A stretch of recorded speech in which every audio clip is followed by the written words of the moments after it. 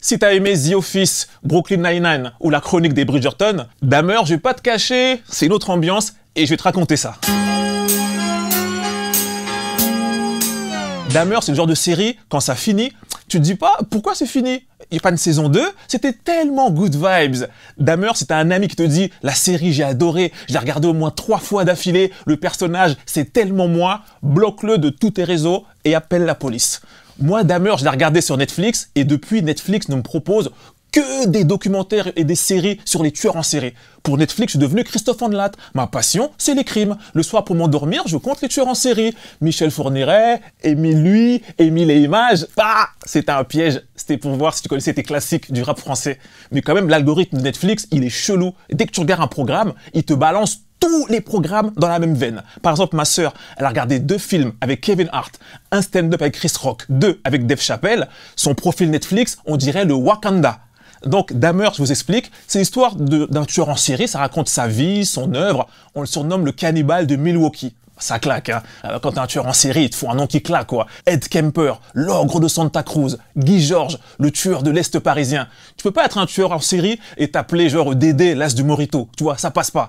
Dahmer, c'est un tueur en série, mais avec toutes les compétences. Le mec, il a tout. Violent, violeur, nécrophile, cannibalisme, démembrement de ses victimes. Lui, en fait, au casino à Las Vegas des tueurs en série, il a mis all-in. Il sait tout faire. Mais son petit plaisir à lui, ce qui l'excite le plus, c'est de serrer des viscères dans les mains. Tu vois ? Qui sommes-nous pour juger? Chacun ses fantasmes. Certains, c'est Pornhub, d'autres, c'est Marion Maréchal Le Pen.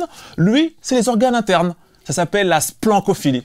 C'est cadeau. Tu pourras le caser dans les soirées pour te rendre intéressant. C'est-à-dire que Dahmer, quand il t'invite chez lui pour dîner, toi, tu le sais pas, mais le dîner, c'est toi. Quand il commence à chanter « Donne-moi ton cœur, bébé, ton corps, bébé », toi, tu crois que c'est une soirée karaoké?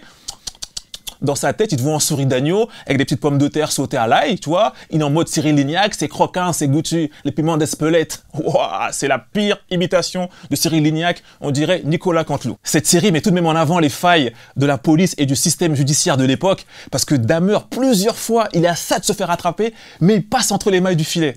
Bon, on va pas se mentir, hein. Le fait qu'il soit blanc et qu'il ait tué majoritairement des personnes issues des minorités noires, pauvres, homosexuelles, ça a dû aider, hein. Parce que si Dahmer était noir, la série durait un épisode. Allô, police? Mon voisin met la machine à laver à 21h. Oui, je sais, c'est les heures creuses, mais il est noir. Et voilà, encore une affaire réglée. Mais Dahmer et son côté glauque et ses crimes atroces est devenue l'une des séries les plus visionnées de l'histoire de Netflix. Cette série cartonne, elle est hypée. Et ça pose une question fondamentale. D'où nous vient cette fascination pour les tueurs en série et l'atrocité de leurs crimes? Dès que tu fais un truc autour d'eux, ça marche. On est clairement dans l'ère du sordide et des tueurs en série. Je dirais même plus, on est dans l'ère Dahmer. Jeu de mots, vanne, Laurent Ruquier, c'est par où les grosses têtes? C'est par là.